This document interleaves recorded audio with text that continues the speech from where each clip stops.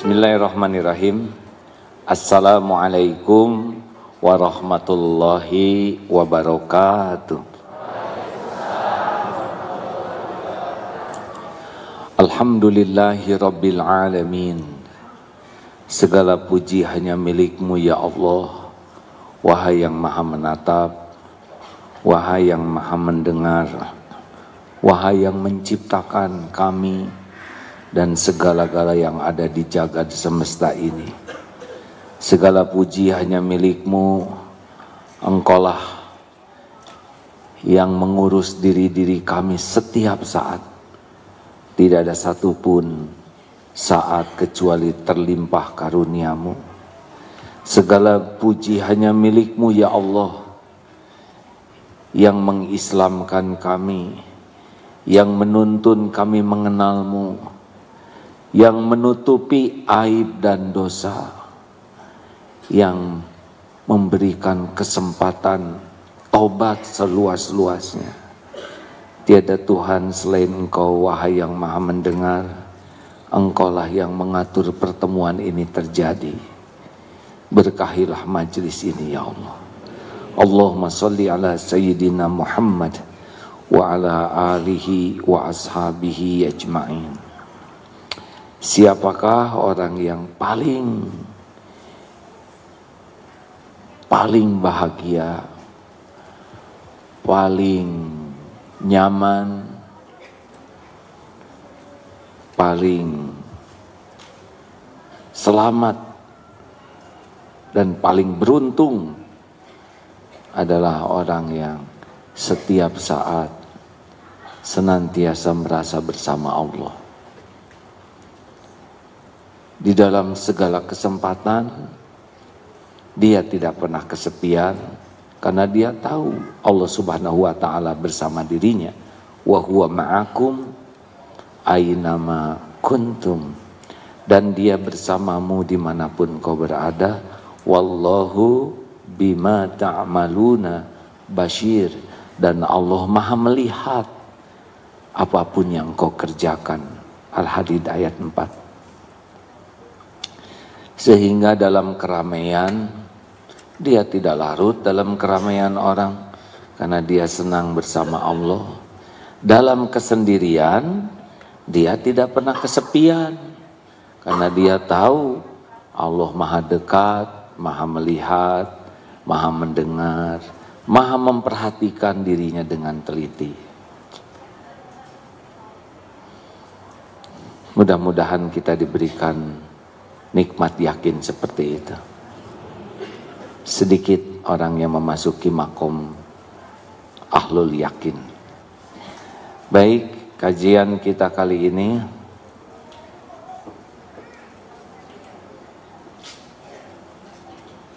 maaf,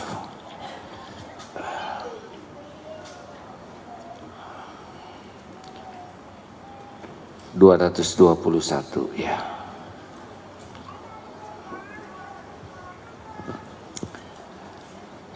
Silakan. Kitab Al-Hikam pasal 221 pada halaman 159. Bismillahirrahmanirrahim. Ma fata min umrika la 'iwada lahu wa ma hasala laka minhu la qimata lahu. Yang telah hilang dari umur, usia hidupmu tidak dapat ditarik kembali. Sedang yang telah berhasil bagimu tidak dapat dinilai harganya. Waktu bergerak terus. Waktu terbagi 3, yang sudah terjadi tidak akan pernah kembali lagi. Yang sedang terjadi saat ini, dan waktu yang akan datang yang belum tentu ada untuk kita. Kalau kita mati, kita tidak menikmati waktu yang akan datang. Setiap waktu kalau kita sia-siakan, maka tidak akan pernah kembali lagi, kecuali penyesalannya. Tetapi waktu yang kita isi dengan sebaik-baiknya sehingga sukses mengisi waktu, itu tidak ada bandingannya harganya. Jadi kesuksesan seseorang itu bisa kita lihat di dalam surat Al-Asr. Allah bersumpah dengan waktu. Bahkan tidak hanya di dalam surat Al-Asr. Wal Asr. Di surat lain wadduha, wal laili, wan nahar. Begitu sering Allah bersumpah mengatasnamakan waktu, karena memang waktu ini adalah kunci seseorang akan beruntung atau rugi. Setiap orang diberi waktu yang sama 24 jam sehari. Ahli sorga juga 24 jam. Ahli neraka juga hidup di dunia 24 jam. Yang hafal Quran 24 jam sehari. Yang tidak hafal-hafal juga 24 jam sehari. Orang soleh 24 jam sehari. Kaum munafik, musyrikin, zolimin 24 jam sehari. Jadi siapapun yang serius sekali menyikapi waktu, dialah orang yang akan beruntung.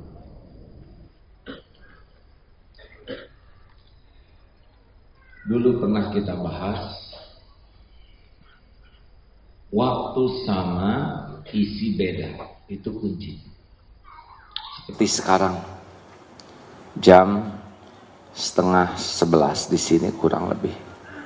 Sampai duhur di mana-mana sama, khususnya di waktu Indonesia bagian barat jamnya sama.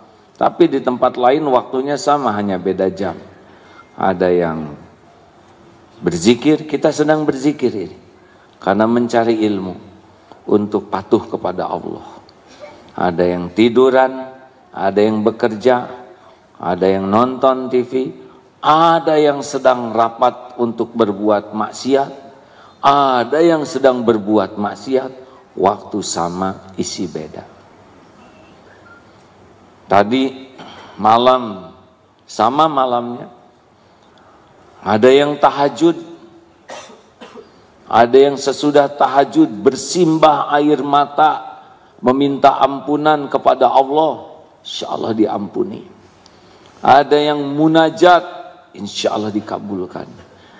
Ada yang waktu yang sama dengan orang tahajud tidur pulas, ngorok, ngompol. Ada yang tidak tidur tapi maksiat, kelayapan, mau nyolong, waktunya sama, hasilnya beda. Benar? Makanya waktu itu berharga. Dan jangan melakukan sesuatu yang menggunakan waktu kecuali yang berharga. Jadilah kita manusia berharga. Kalau waktu digunakan untuk sia-sia, jadilah sia-sia. Kalau waktu digunakan untuk sesuatu yang buruk, jadilah manusia buruk. Jadi sederhana, kalau ingin lihat kualitas seseorang, lihat bagaimana menggunakan waktunya. Termasuk bicara. Karena bicara pasti menggunakan waktu. Benar? Ibu-ibu ngobrol pakai waktu tidak? Pasti. Kalau ingin lihat kualitas seseorang, dengarkan saja bicaranya. Bicara 10 menit, 15 menit, berharga atau tidak? Kalau perkataannya banyak sia-sianya, berarti orang itu memang begitu standarnya. Bicaranya banyak maksiatnya, itulah dia kerugiannya. Makanya min husni islamil mar'i tarkuhu ma la ya'ni. Kalau ingin lihat kualitas keislaman seseorang, dia tidak mau menggunakan waktunya untuk sesuatu yang tidak ada manfaat.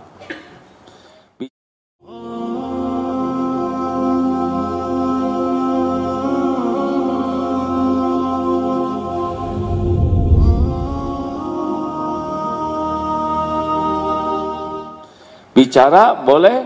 Boleh. Apa fungsi mulut ini, Bu? Yang keras, maaf. Siapa yang nyebut untuk makan tadi? Ya Allah, ya enggak. Tidak apa-apa, benar juga sih.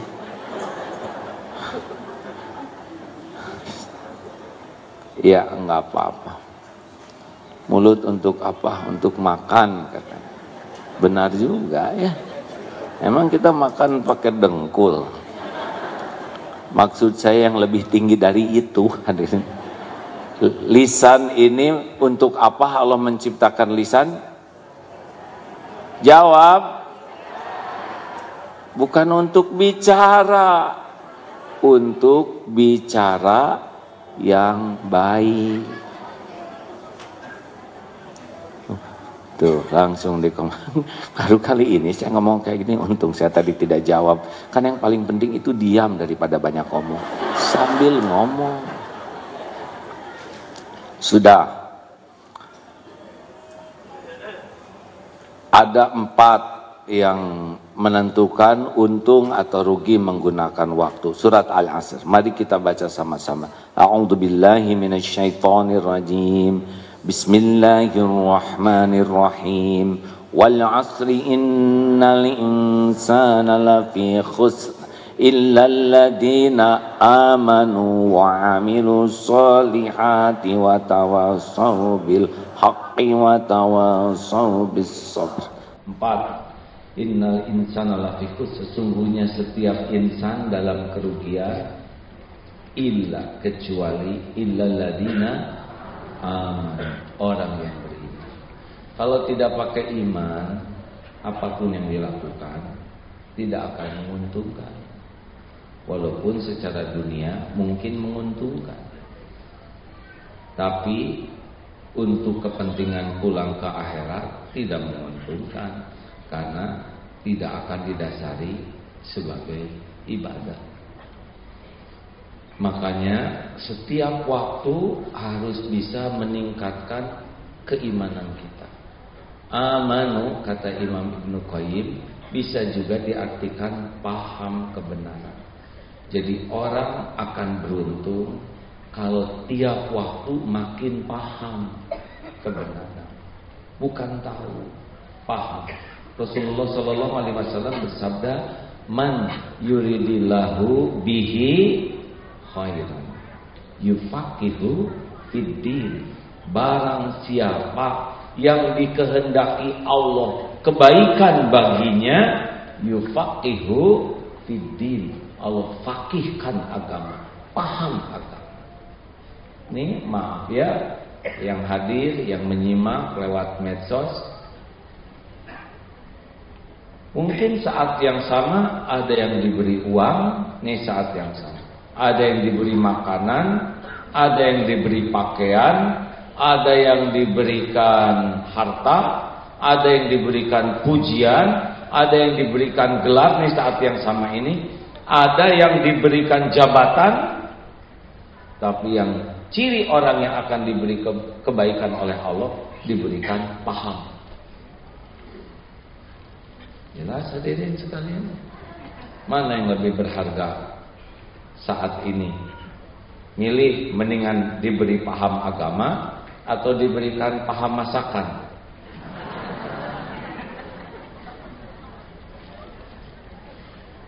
Kalau paham agama ini seperti ini. Sunnah minum ada berapa? Ulangi. Kucing minum, monyet minum, embe minum, kita minum. Yang membedakan paham atau tidak kebenaran. Sunnah minum bagaimana? 1, tangan kanan. 2, duduk. 3, dilihat. Bisi oli ya kan. Sunnah melihat minuman tuh. Kita harus tahu apa yang kita minum. Minimal jangan sampai kosong. Malu kan. 4, bismillah. Minum 3 tegukan.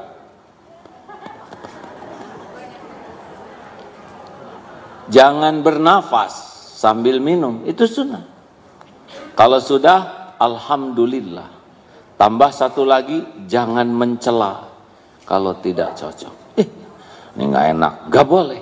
Tinggal simpen saja. Nah, itu yang membedakan kita dengan monyet. Kalau kita tidak menggunakan sunnah, apa bedanya dengan yang tidak mengamalkan sunnah? Nah, bisanya bernilai minum kita kalau punya pemahaman tentang kebenaran. Minum, setiap orang minum, binatang juga minum. Tapi yang paham kebenaran jadi kebaikan, jadi pahala, jadi dakwah. Masya Allah. Lupa.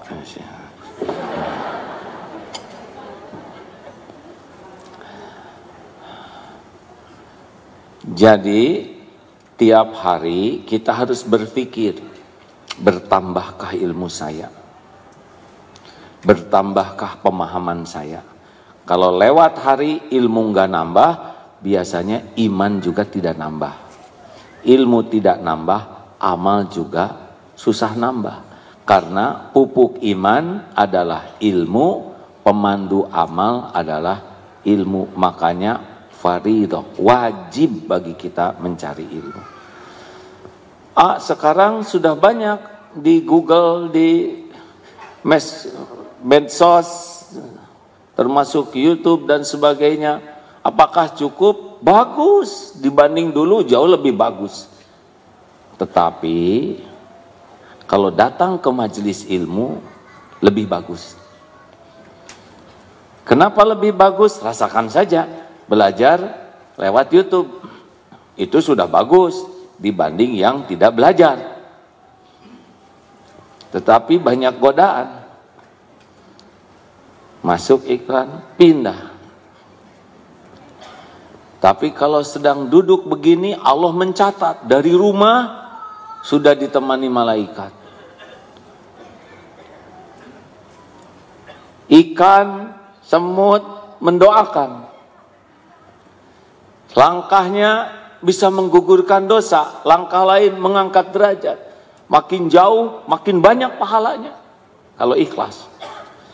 Keluar uang fisabilillah. Ongkos itu dihitung oleh Allah dan ada gantinya nanti. Capeknya menggugurkan dosa. Cita-cita duduk paling depan, nggak kebagian. Nahan jengkelnya, itu juga jadi pahala. Sudah gelar sajadah, pengen ke toilet, balik lagi sudah didudukin orang, pahala menyiapkan untuk saudaranya. Sambil duduk di sini, ini tempat duduk bersaksi di akhirat nanti. Malaikat rahmat hadir walaupun kita tidak melihat. Ada malaikat yang mendoakan khusus.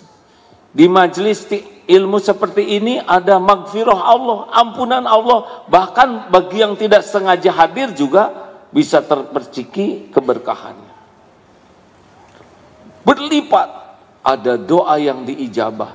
Siapa tahu di antara yang hadir ada kekasih Allah yang kita tidak mengetahuinya, padahal derajatnya tinggi sekali di sisi Allah.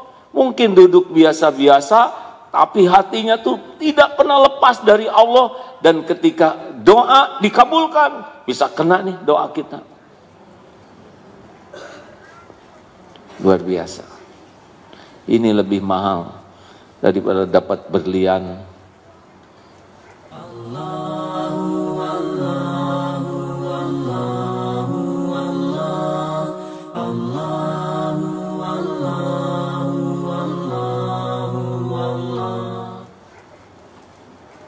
Tapi kan berlian mahal. Benar juga. Tapi punya berlian mahal, ujiannya jadi besar. Ingin diketahui orang punya berlian, benar? Menderita ketika kita ngaku berlian, orang tidak mengakuinya dan menganggap imitasi ada. Memang punya yang bagus itu langsung bahagia? Oh, tidak. Tersiksa ingin pamer, tersiksa takut ada saingan, tersiksa takut rusak, tersiksa takut hilang. Sudah tahu ciri tas KW, Bu? Dengan tas ori gampang. Nanti kalau hujan, pulang hujan akan ketahuan dari reaksinya. Kalau tas KW hujan, plek dipakai tutup kepala KW. Dah kalau ori begini, lebih mahal kulit tas daripada kulit kepala.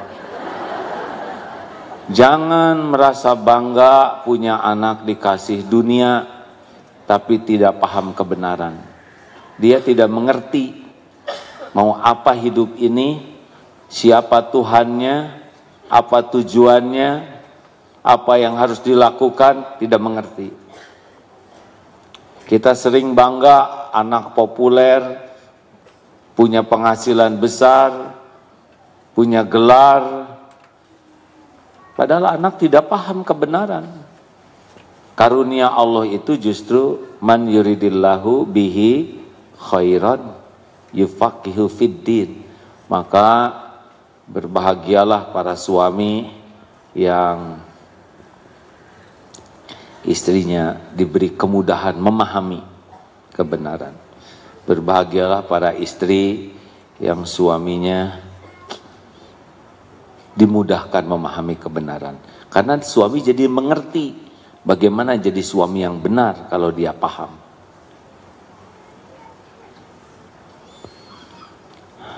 Tadi pagi ada seorang ayah yang mencarikan menantu untuk anaknya. Bukan saya ini ya. Seseorang cerita, saya cari menantu. Nah akhirnya beliau nih orang yang biasa terbang, lihat ada salah seorang stafnya yang kelihatannya suka sekali ke pengajian, pramugari. Ditanya, Dek, sudah menikah? Belum. Mau jadi menantu saya? Begitu. Kenapa? Karena saya lihat Ade suka sekali datang ke majelis ilmu. Ini mahal dibanding orang yang suka melancong ke luar negeri. Tidak salah, tapi tanpa ilmu ke luar negeri bisa jadi salah, betul?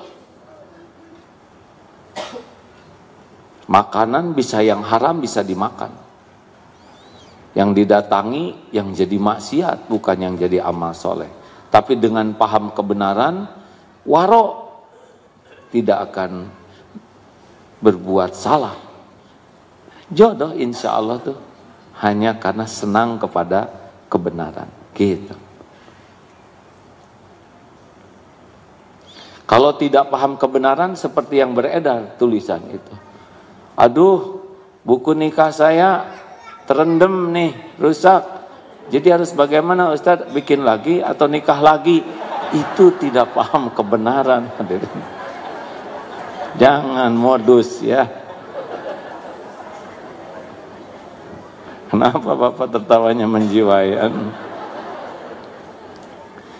Lanjut. Berkumpullah dengan orang-orang yang menguatkan iman, itu beruntung. Serius. Gimana ciri orang yang bisa menguatkan iman? Kalau tidak salah ada 3 cirinya.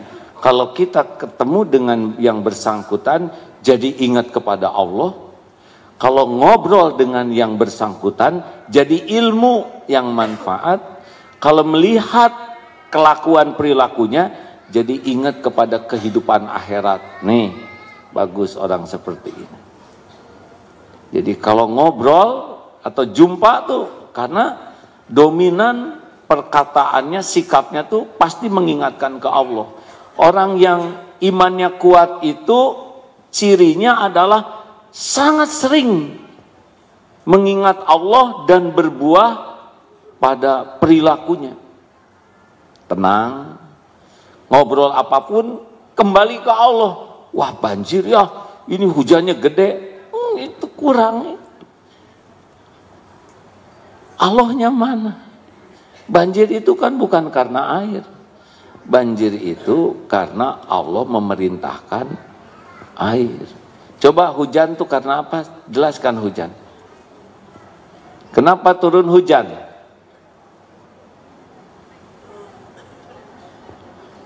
Semuanya tawadu nih hadirin.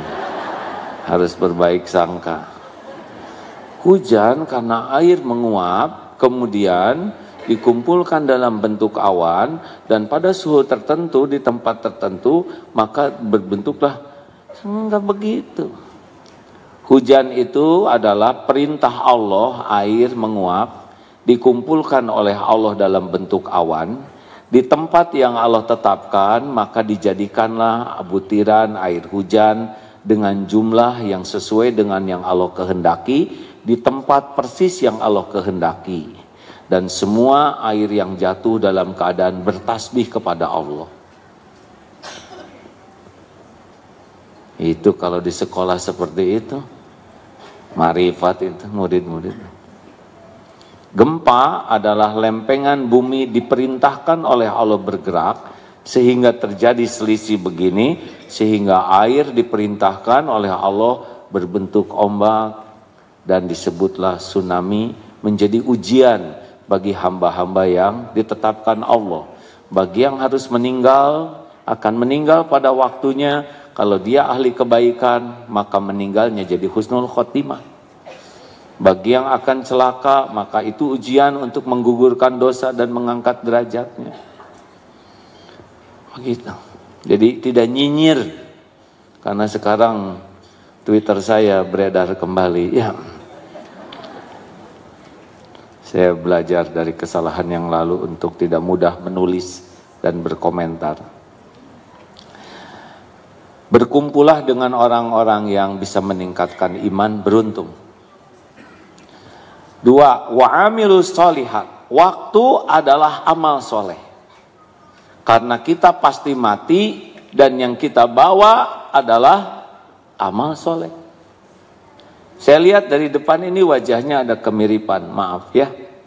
Satu, ini wajah-wajah banyak masalah. Benar? Banyak masalah baik atau buruk? Tergantung.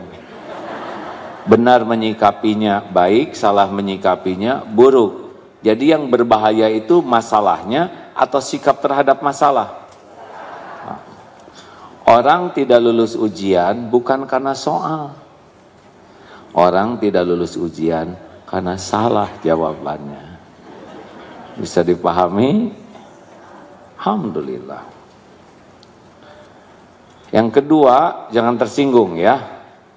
Awas, jangan tersinggung. Karena tersinggung, saudara tidak jujur.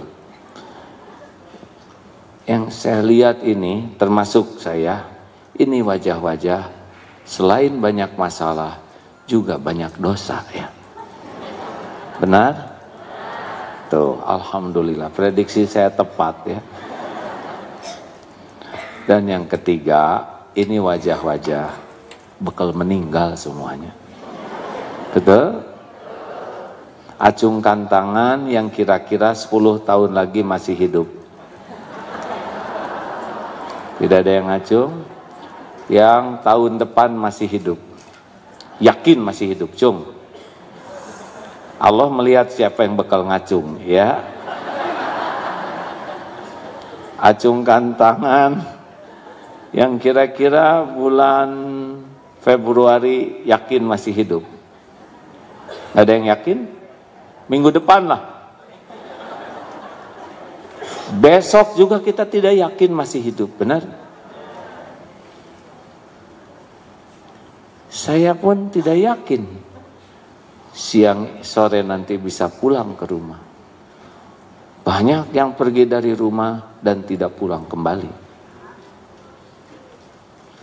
Kalau kita mati, apa yang kita bawa? Harta? Gelar? Pangkat? Jabatan? Tidak. Yang dibawa hanyalah amal soleh kita dan amal salah kita.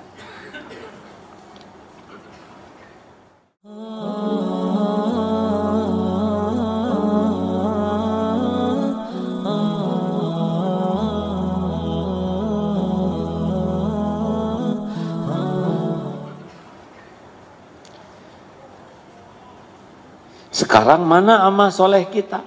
Acungkan tangan yang sholatnya khusyuk. Susah. Kita mencari, saya saja mencari sholat saya yang khusyuk, hampir tidak ketemu. Yang paham Al-Quran, nah. Yang sedekahnya berlimpah, sisa kita. Sisa jajan, sisa makan, gitu. Ya. Di sana sedekah amal jariah, jajan 490.000, masukin 1.000 adanya. Yang 9.000 dibawa lagi.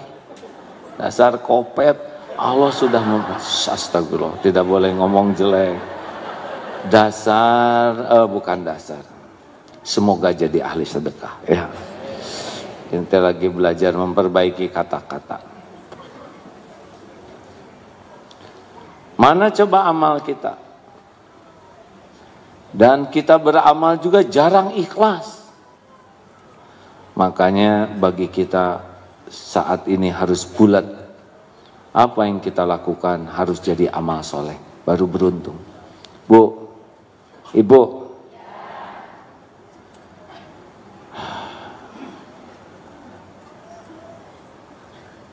mau bahagia, berumah tangga mau bahagia, jangan terlalu cinta kepada suami, ya. Dengar nasihat ini, serius. Bukan tidak boleh cinta, kalau sudah terlalu cinta, nanti tidak jadi amal soleh. Karena semuanya karena suami, bukan karena Allah. Sedangkan syarat amal soleh itu dua. Satu, niatnya lillahi ta'ala. Yang kedua, caranya benar menurut syariat. Baru jadi amal. Kenapa ibu senam? Supaya badan saya bagus.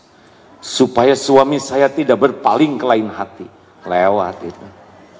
Ibu rajin saya saum Daud. Alhamdulillah Ustadz. Baru juga 2 minggu 4 kilo loh. Target saya 8 kilo turunnya.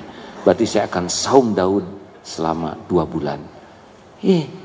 Itu mah bukan saum Daud, nurunin kiloan. Ada orang yang baik kepada orang lain supaya dianggap baik. Ada yang berbuat baik kepada orang lain supaya orang lain jadi baik. Ada yang berbuat baik kepada orang lain supaya dia tidak berbuat jelek.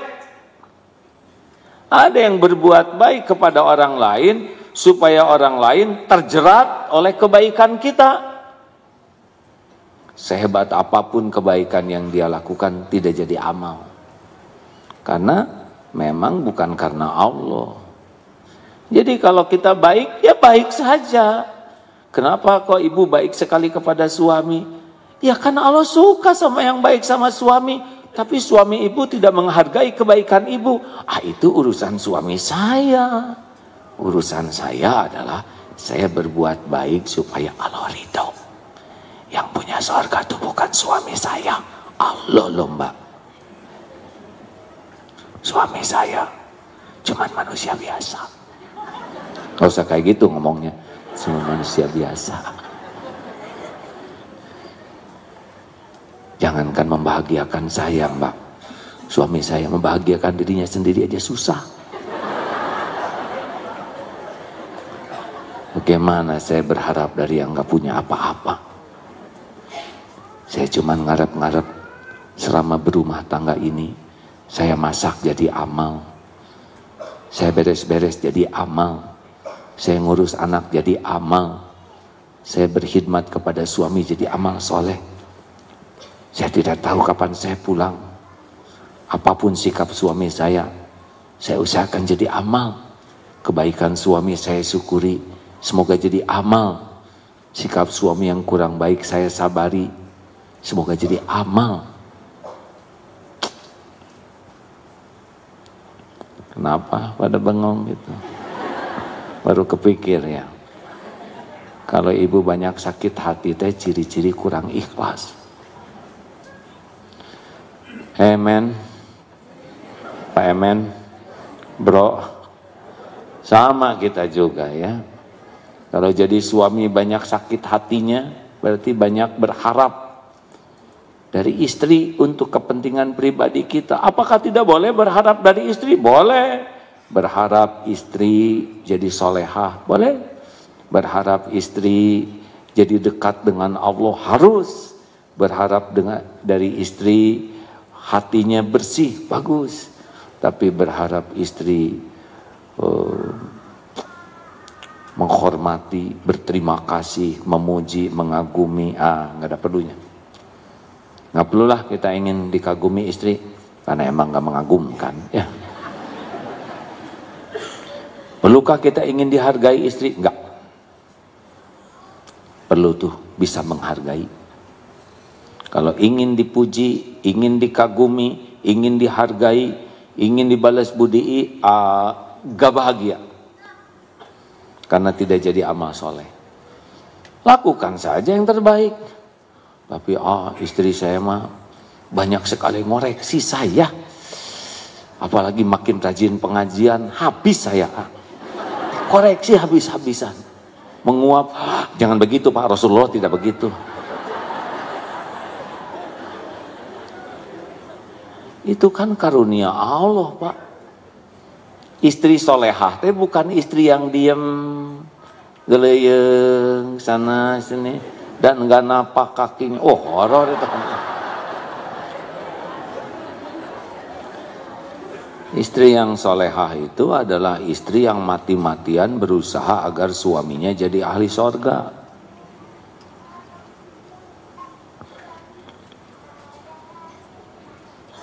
Begitu. Ku anfusakum wa ahlikum naro.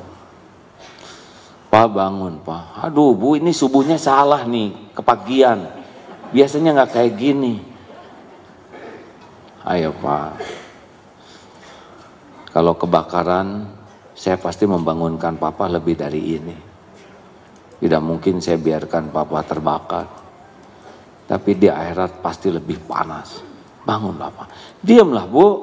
Doa, ya Allah. Bangunkan suami.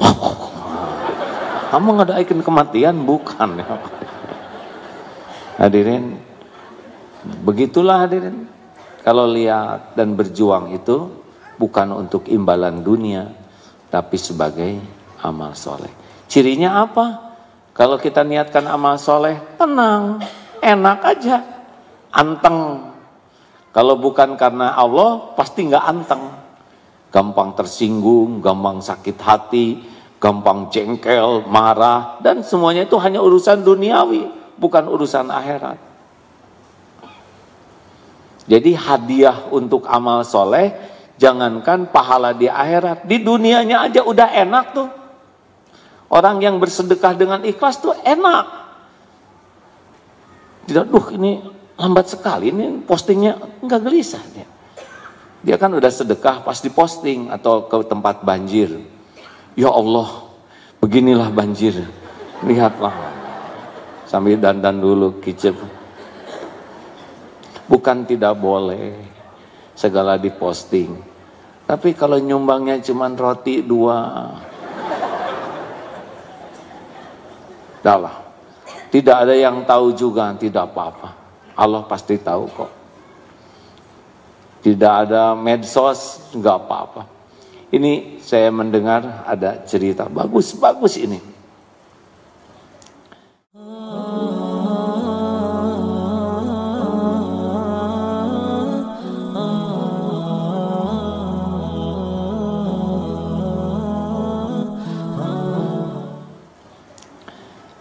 Suatu saat ada yang menceritakan, itu orang itu baik sekali. Itu suami istri baik. Baik bagaimana? Senang sekali nolong orang. Padahal mereka bukan orang kaya. Sangat sederhana. Bahkan suaminya sudah tabrakan sehingga tidak bisa berfungsi normal tubuhnya untuk bisa bekerja. Tapi di mana ada kesempatan berbuat baik, mereka pasti. Apakah membantu masak, ada kebanjiran, datang dia memindahkan barang-barang di balik segala keterbatasannya. Ada yang sakit, dia datengin, dia kunjungin. Dan lihat nih foto, saya diperlihatkan fotonya, sedang nolong bawa tidak ada jaim. Kebetulan ini yang istrinya, yang ibu-ibu. Biasa aja enggak dimanis-manis ya. Lalu dengar bagaimana selanjutnya. Ini istrinya alhamdulillah kemarin berangkat umroh. Jadi ada seseorang yang memberi hadiah. Silakan pakai ini untuk umroh, kata suaminya. Ibu aja yang pergi duluan. Insya Allah mudah-mudahan pada waktunya nanti Allah juga mengundang saya. Mendahulukan istrinya, saking baik suaminya. Istrinya berangkat, Masya Allah yang ngobrol tadi, udahlah kita ongkosi juga. Ternyata diongkosi juga berangkat untuk umroh. Tidak pernah minta, tidak pernah berharap dari orang. Begitulah kalau orang yang mengisi waktunya dengan kebaikan, Allah pasti lihat. Tidak punya uang boro-boro untuk umroh, ya diongkosi. Allah menggerakkan siapapun yang dia kehendaki. Hal jazaul ihsan illal ihsan. Tiada balasan bagi kebaikan kecuali kebaikan. Makanya sudahlah, nggak usah banyak riweh hidup ini ya. Apapun yang terjadi, jadikan amal soleh. Setuju? Apapun, setiap kejadian tidak ada yang sia-sia, tidak ada yang kebetulan. Ajaban li amril mu'min inna amrohu kullahu khair.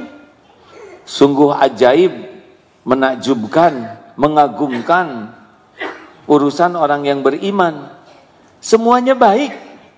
Walaisa dzalik li ahadin illa lil mu'min. Dan tiada yang demikian kecuali orang yang mukmin. Inna asobatu sarra'u syakara. Ketika dia diberikan karunia, dia bersyukur. Fakana khairullah. Maka itu baik baginya. Wa idza asabathu darra'u sabara. Fakana khairullah. Ketika ditimpa musibah, dia bersabar. Maka itu pun baik baginya. Jelas hadirin? Udahlah, tenang aja, nggak lama kok di dunia. Ya. Aduh, gawat nih perang antara Amerika dengan Iran. Gimana nanti imbasnya? Jangan-jangan peluru kendali nyasar ke rumah saya. Kebanyakan mikir. Itu menurut Natuna tuh bagaimana? Sedangkan sekarang armada Cina ada, aduh liur hadirin ya. Boleh tahu, boleh baca, tapi harus jadi amal soleh. Ya, setuju? Bukan acuh tentang Uighur, kita bagus tahu, tapi harus jadi amal soleh. Jangan sampai hanya membaca.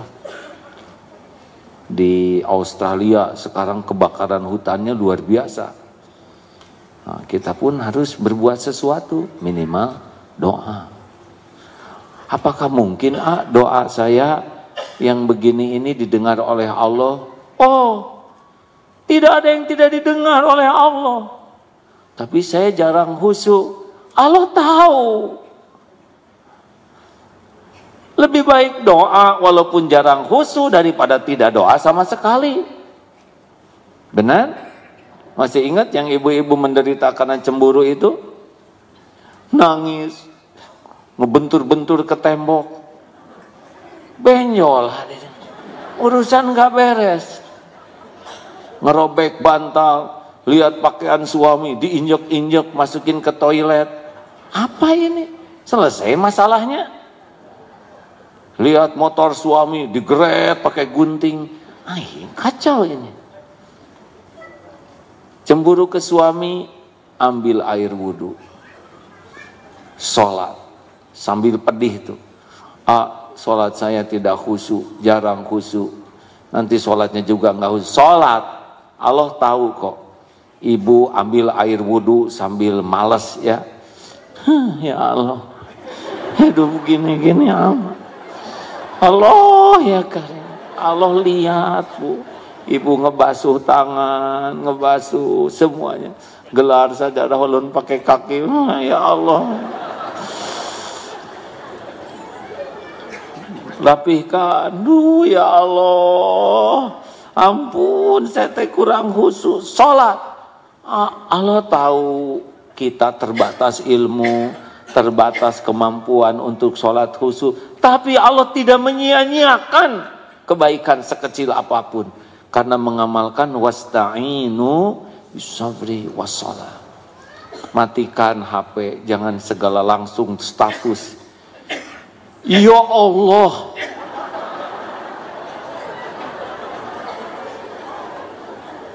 Jangan. Percuma curhat di medsos. 80% tidak peduli. 17% puas melihat kita menderita. 3% sisanya enak bacanya.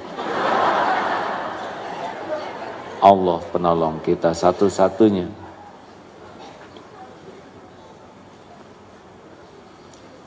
Jadikan amal soleh, ngedidik anak. Kenapa anak saya nggak mau sholat? Atau periksa sholat kita sebagai orang tuanya. Saya sudah nyuruh nggak usah marah gitu ke saya. Saya sudah tegas. Saya marahin anak saya karena nggak sholat. Atau kata anak saya sederhana. Teman saya sholat, teman saya nggak sholat, baik-baik aja sama saya. Ibu sholat, nah jadi amuk-amukan begini. Jangan-jangan gara-gara sholat nih amuk-amukan. Boleh jadi begitu. Kalau kita sholat, jadikanlah sesuatu tuh menjadi sesuatu yang membuat anak tuh merasa beruntung dengan sholat itu. Jangan merasa terancam. Aneh orang yang nyuruh sholat jadi galak, kasar, ketus. Udah pemahaman terbatas, lingkungannya juga kurang baik. Lihat orang tua yang sholat tidak jadi contoh, tidak menenteramkan. Jangan salahkan anak. Harusnya tobat sambil pegang kaki anak. Tuh ya Allah, pegang tangannya. Anak ini titipanmu, milikmu, amanahmu. Ampun, saya belum jadi orang tua yang amanah. Ampun ya Allah, saya belum jadi contoh yang baik. Ampun, saya belum bisa mendidik dengan benar. Belum bisa mengurus pakai hati. Ampun. Sambil usap anak. Nak, bangun nak. Ya Allah, bangunkan anak ini. Aduh, ngantuk. Iya, mengerti. Yuk, belum tentu ibu panjang umur. Mumpung bisa ada yang ngebangunin. Kalau Allah mau bangunkan, bangun dia. Daripada galak. Ngandelin siapa? Kalau ngandelin Allah, tidak akan galak. Jadi ingat ke anak sendiri, hadirin. Makanya 11 anak.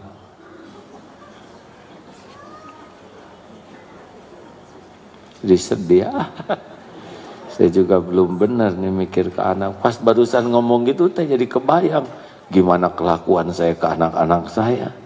Masa kurang cocok dengan ceramah ini.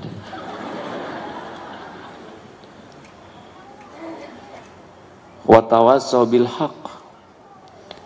Jadikan setiap waktu itu saling berwasiat dalam kebenaran. Kalau menurut Imam Ibnu Qayyim yang saya baca itu, amanu paham kebenaran, wa amilus sholihat mengamalkan kebenaran, tawassaw bil haq mendakwahkan kebenaran.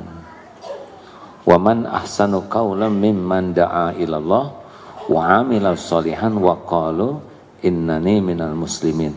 Adakah yang lebih baik perkataannya selain daripada orang yang menyeru ke jalan Allah? Harusnya kalau sudah kumpul-kumpul, tetap target kita tawasobil haq. Oh, saya ini nggak pandai bicara. Tidak harus pandai bicara, karena perkataan itu tidak seberapa dibanding keteladanan. Dakwah yang paling penting itu keteladanan. Sabar anak-anak. Sing sabar jadi anak. Innallaha ma'asobirin, tahu? Sesungguhnya Allah tuh bersama orang sabar. Ibu tuh ingin kalian jadi anak yang sabar. Sabar itu indah. Gitu. Anak kan bingung di mana indahnya ya gak?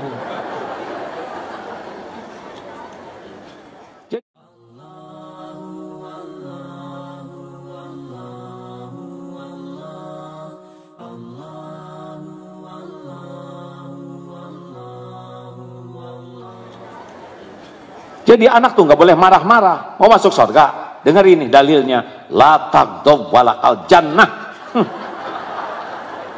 Sebel ibu mah. Jadi gimana itu dalilnya kurang nyambung. Bu, maaf ya. Hati-hati kalau ngobrol dengan orang itu tuh. Ya. Dia itu emang rajin ke pengajian. Cuma suka ngomongin orang. Hati-hati aja. Saya sih hanya mewanti-wanti. Ibu tahu sendiri kan di dalam surat Al-Hujurat ayat 12. Haram hukumnya ngomongin orang. Ghibah itu seperti memakan daging bangkai saudara yang sudah mati. Menjijikan. Hati-hati aja ya Bu ya. Gitu hadirin. Dia lagi ngomongin siapa?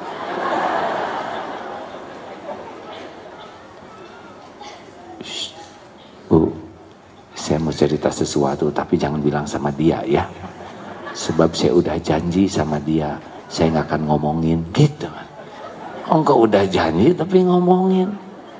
Jadi walaupun dakwah, kalau kitanya tidak mengamalkan, hilang kekuatan dakwahnya. Makanya tawasobil haq yang paling utama adalah saling memberikan contoh yang baik. Coba mana yang harus sopan? Anak ke orang tua ke anak. Mana yang harus sopan? Dua-duanya hadirin. Mana yang harus lebih sopan? Orang tua ke anak, anak ke orang tua.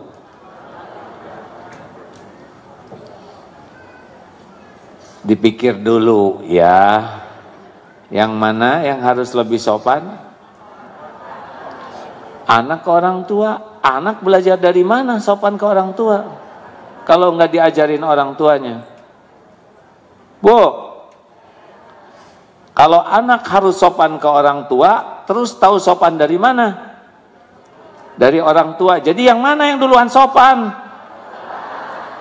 Aduh, jangan bikin jengkel hadirin. Jadi, sabar ya benar ya. Tenang, harus cocok dengan ceramah sendiri. Ternyata ceramah itu lebih gampang hadirin daripada mempraktekannya ya.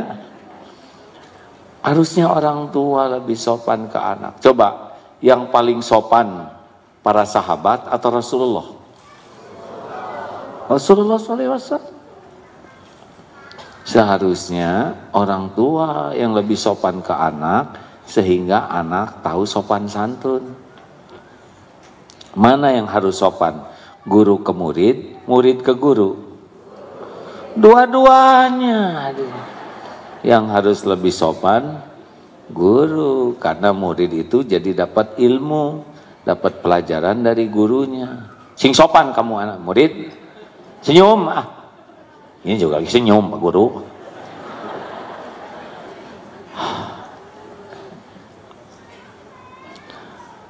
Kemarin ke masjid, ada seorang anak kecil datang ke masjid, sama-sama naik sepeda sampai di masjid. Kebetulan kan sendal. Ayo dek, nak rapikan sendal, rapikan.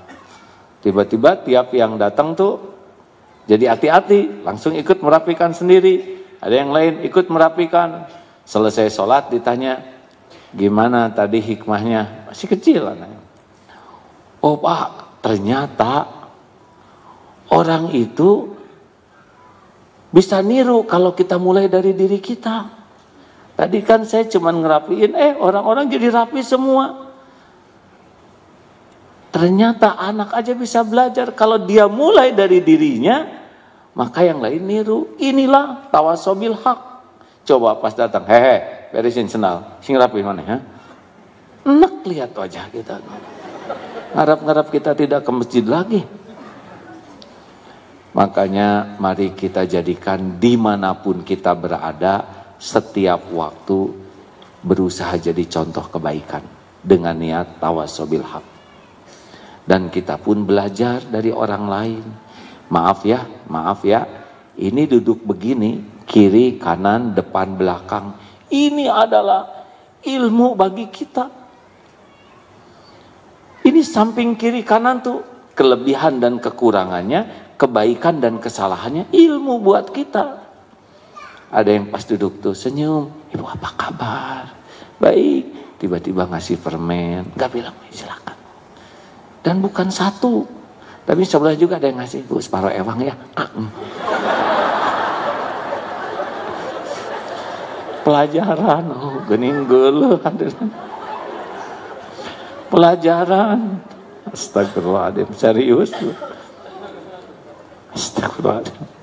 Pernah suatu saat, astagfirullahaladzim. Ini saya mohon maaf kalau cerita ini saya sebutkan karena saya yakin ini pun kejadian izin Allah gitu ya. Di mana gitu ada tugas dakwah kalau tidak salah di Taiwan gitu. Ada museum. Masuk, saya lihat ada waktu luang. Maaf ya, tiba-tiba rombongan yang di depan itu buang angin, Bu, ibu. Waduh, pas di depan saya. Aduh, ya Allah. Tapi karena ingat ilmu ini semua kejadian itu adalah ilmu. Oh, berarti setiap kali buang angin harus pastikan tidak ada orang di belakang ya. Karena yang di belakang kan jadi meledak semua. Pelajaran. Begitu hadirin. Lihat kelebihan, kekurangan, ketemu dengan orang ramah. Dia nggak bicara tentang ilmu keramahan. Kok enak ya? Dia tuh ramah, sopan, tawadu, nggak banyak bicara. Ini ilmu bagi saya. Saya harus perbaiki diri saya. Ada yang datang, ya, aduh, wah, dia nggak ngomong tapi ininya upil segala bikin. Oh, ini dia pelajaran. Pernah bersepeda rame-rame. Waduh, ada yang datang, bagus, sepeda bagus, kacamata hitam dan semuanya itu yang pokoknya seperti pembalap. Tapi baru juga maju dikit tanjakan mual hadirin. Terus nggak goler begini. Oh, ini pelajaran bahwa bersepeda itu ternyata bukan kacamata intinya yang otot betul. Sepeda brongos, misalnya saya nggak boleh nyebut merek ya.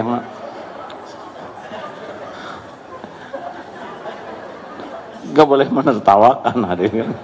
Karena saya juga pernah muntah ya. Ya pelajaran suatu saat sedang nanjak gitu ya. Aduh, itu santri nyusul nih. Nggak boleh susul sebagai kiai. Lama-lama kunang. Lebih aib lagi hadirin. Oh, pelajaran ya. Tidak menerima. Atau kemarin juga ada yang lihat di SMS. Alhamdulillah, ini saya untung sekian. Saya pikir kenapa harus nyeritain untung? Ya nggak, kalau nggak akan ngebagi. Kan kita... Misal kan jadi rada kurang nyaman itu bisa pengen ya atau digejelikan gitu 0-1 tapi kan jadi aib. Oh, pelajaran jangan pernah sibuk dengan keuntungan orang lain. Biarlah Allah ngasih rezeki kepadanya. Jangan pernah pengen dikasih karena jadi aib. udah pengen ternyata nggak dikasih, kan memalukan. Diam. Nah, ini ilmu. Jadi ketemu yang baik, yang kurang baik, yang apapun, ini bagian dari tawasobil haq, saling berwasiat dalam kebenaran.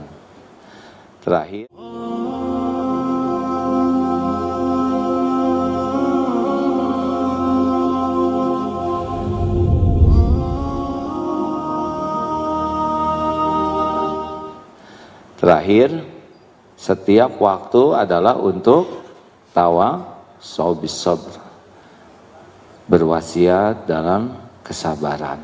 Sabar itu apa?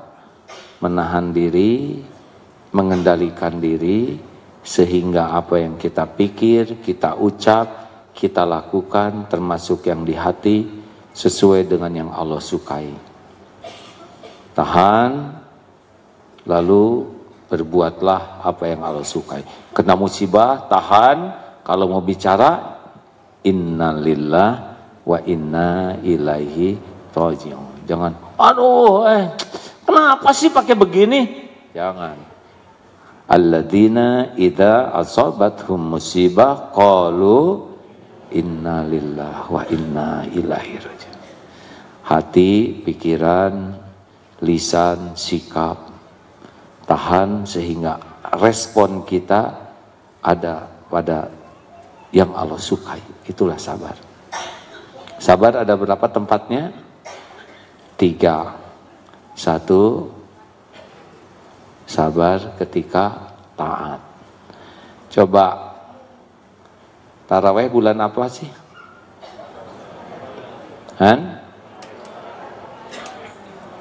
Ramadan, benar ya.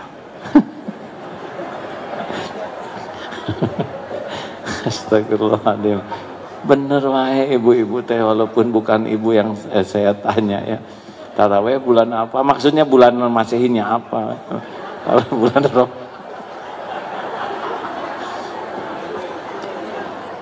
Taraweh bulan April ya. Astagfirullahaladzim. Ibu, jujur ya, jangan langsung salehah. Nanti taraweh enaknya yang 23 rakaat atau 11 rakaat.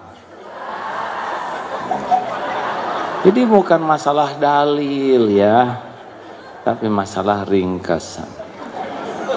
Jujur, imamnya ya, mau yang panjang tah 1 rakaat 1 lembar atau yang surat pendek. Jadi bayangkan tarawehnya belum, sabarnya sudah hilang dari sekarang. Tahajud nih ya, mending surat Al-Mulk atau Wadduha. Mending Wadduha, mending Inna atau Inna. Dah kita mah nggak sabar. Jadi dalam taat itu perlu kesabaran. Betul? Jangan seperti itu tuh yang baru mulai saum sunnah, pas adan saum Ramadan dia baru adan duhur. Aduh, hampir gue buka. Emang kenapa bang? Itu adan duhur sama adan maghrib. Kurang sabar ya. Ciri orang yang saum kurang sabar sering nanya jam, berapa menit lagi. Harusnya makin panjang teh makin dinikmati. Tolong hadirin, sabar itu dalam taat. Kayak baca Quran gitu ya. Aduh, kadang-kadang 1 juz tuh merasa berat bagi yang tidak biasa. Tapi bagi yang sudah merindukan pahala kedudukan di sisi Allah, itu jadi kurang tuh. Kalau orang tidak sabar, yang pendek-pendek aja. Tahajud bisa kelihatan tuh ya, pendek-pendek dan maunya witir aja.